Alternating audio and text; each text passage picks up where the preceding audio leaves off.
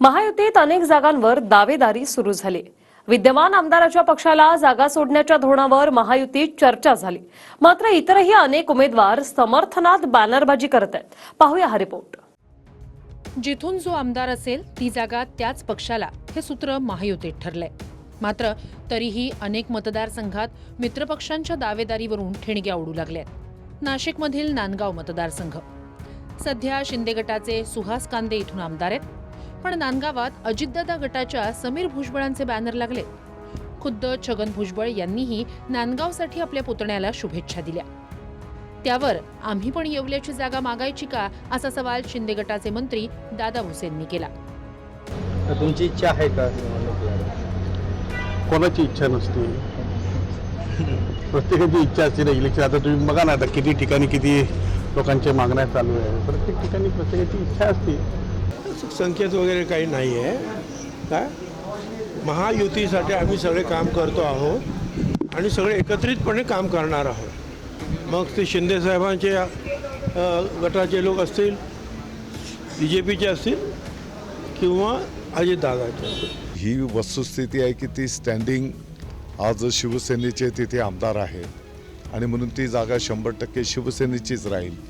आणि एकदा त्याच्यावर शिक्कामोर्तब झालंय की माननीय भुजबळ साहेब असतील, माननीय समीरजी भुजबळ साहेब असतील, या सर्वांना महायुतीचं आम्हाला सगळ्यांना काम करावं लागेल। आता येवल्याची जागा आम्ही मागणं हे पण उचित नाही। 2019ला अखंड शिवसेनेच्या सुहास कांदेंविरोधात अखंड राष्ट्रवादीचे पंकज भुजबळ उभे होते। पंकज भुजबळांचा 13,889 मतांनी पराभव झाला होता। वंचित आघाडीच्या उमेदवारालाही जवळपास 13,500 मतं पडली होती।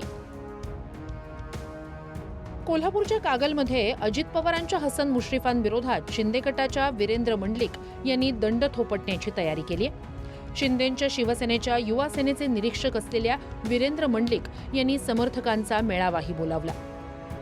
माझी विनंती ही आहे की मुश्रीफ साहेबांनी यावेळी थांबावं। आज कागल तालुक्यात चित्र वेगळं आहे। कागल तालुक्यात लोक एवढंच म्हणतात, कोण पण द्या, मुश्रीफ साहेब नको। आज महायुतीतनं मी जर उभारलो, मी नवीन चेहरा आहे, पण मी काय आज ढगातनं पडलोय काय? 10-11 वर्ष झाली मी राजकारणामध्ये काम करतोय, प्रत्येकाच्या सुखादुखामध्ये आहे। खेकड्यांसारखं मुश्रीफ साहेब तुम्ही माझा पाय ओढला, नाही तर आज मी गोकुलाई संचालक असतो आणि पहिला जिल्हा परिषदेला सदस्य होऊन मी अध्यक्ष असतो। 2019ला कागलमध्ये अखंड राष्ट्रवादीचे हसन मुश्रीफ विरुद्ध भाजपचे अपक्ष म्हणून लढलेले समरजित घाटगे आणि अखंड शिवसेनेचे संजय घाटगे यांच्यामध्ये सामना झाला होता। मुश्रीफ 28,000 मतांनी जिंकले, तर अपक्ष समरजित घाटगे दुसऱ्या स्थानी राहिले होते। नगरमधल्या अकोलेच्या जागेवरूनही अजितदादा गटाचे विद्यमान आमदार किरण लहामटे आणि भाजपचे पिचड पितापुत्र आमनेसामने आलेत। अजित पवारांनी याआधी लहामटेंची उमेदवारी घोषित केली, पण ती घोषणा अवैध असल्याचा दावा पिचडांनी केलाय।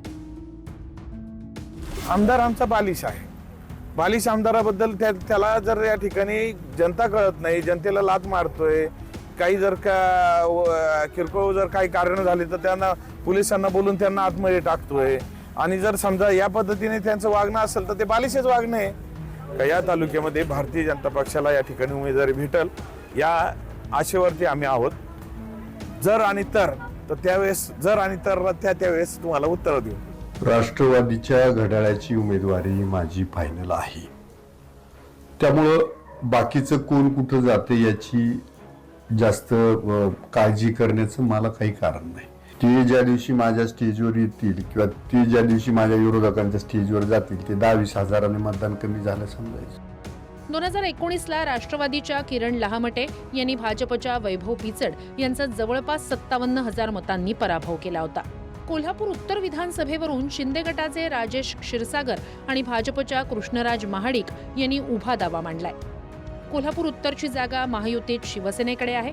राजेश क्षीरसागर शिंदेंकडे गेल्यावर यावर शिंदेंची शिवसेना दावा सांगतेय, पण त्याच जागी भाजपच्या धनंजय महाडिकांचे पुत्र कृष्णराज महाडिक यांनी लढण्याची इच्छा व्यक्त केली आहे।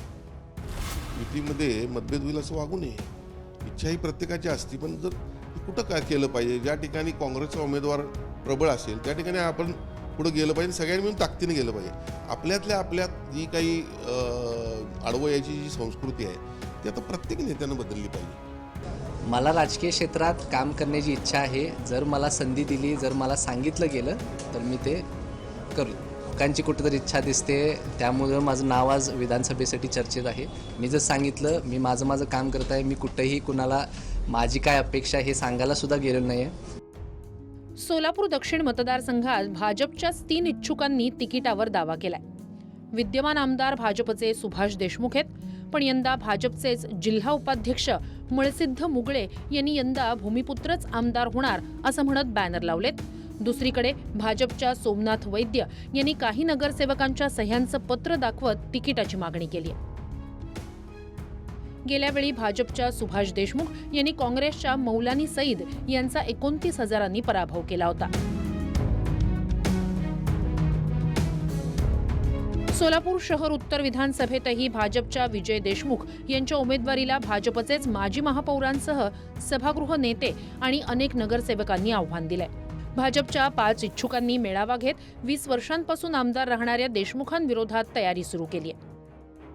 मी सर्व कार्यकर्त्यांच्या आज संवाद मेळाव्यात आज प्रश्न टाकला की महिला म्हणून मला ह्या ठिकाणी संधी दिलं तर जे काही 2.5 वर्षात मी काय काम केलं ते मी पुढच्या 5 वर्षात खरंच मी भारतीय जनता पार्टीचं काम करू शकते. या निमित्ताने आपण या ठिकाणी मेळावा या ठिकाणी आयोजित केलं होतं. जालन्यातल्या घनसावंगीत ठाकरे गटाचे नेते हिकमत उढाण शिंदेंच्या सेनेत प्रवेश करणार आहेत. गेल्या वेळी राष्ट्रवादीच्या राजेश टोपेंविरोधात ठाकरेंच्या शिवसेनेकडून हिकमत उढाण लढले होते. 3,409 मतांनी राजेश टोपेंनी त्यांचा पराभव केला होता. लातूरची उदगीर विधानसभा भाजपला मिळावी म्हणून स्थानिक नेत्यांनी दावेदारी सुरू केली. इथून सध्या अजित पवार गटाचे मंत्री संजय बनसोडे आमदार आहेत, पण स्थानिक भाजप नेत्यांनी मुंबईतल्या नेत्यांची भेट घेत जागेचा आग्रह धरलाय. याआधी गेल्यावेळी भाजपकडून लढलेल्या सुधाकर भालेराव यांनी शरद पवार गटात प्रवेश केलाय. नाशिकच्या चांदवड मतदारसंघात भाजपच्या 2 भावांमध्ये तिकिटासाठी संघर्ष रंगू शकतो. चांदवडमध्ये विद्यमान आमदार भाजपचे राहुल आहेर आहेत, पण गेल्या 2 विधानसभा भावांसाठी थांबल्याचं म्हणत त्यांचे बंधू केदा आहेर यांनी यावेळी दावा सांगितलाय. माझे बंधू राहुल हरियाणा पण कल्पना आहे की त्यांना कळतं की केदारनाथ आपण या ठिकाणी 2 वेळा थांबलेला आहे. यावेळेस मी तयारीला करतो हे तर सगळ्या परिवाराला, कुटुंबाला, सगळ्या जिल्ह्याला माहिती आहे की मी या 2024ची विधानसभेची तयारी करतो आहे. भारतीय जनता पार्टी सर्वसामान्य कार्यकर्त्याला न्याय देईल अशी मला ठामपणे खात्री आहे. मला वाटतं संघर्ष होणार नाही, कारण का मी जर राहुल दादासाठी 2 वेळा थांबलो आहे तर दादासुद्धा माझ्यावर अन्याय करणार नाही. राहुल दादा मला 100% न्याय देतील. 2019ला चांदवडमध्ये भाजपच्या राहुल आहेरांनी काँग्रेसच्या शिरीष कुमार कोतवालांचा 26,537 मतांनी पराभव केला होता. Bureau report TV9 Marathi.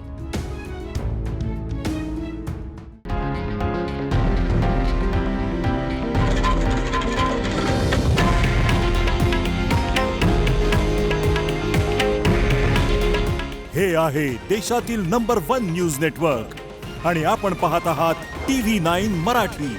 काळजी तुमची, हित महाराष्ट्राचं.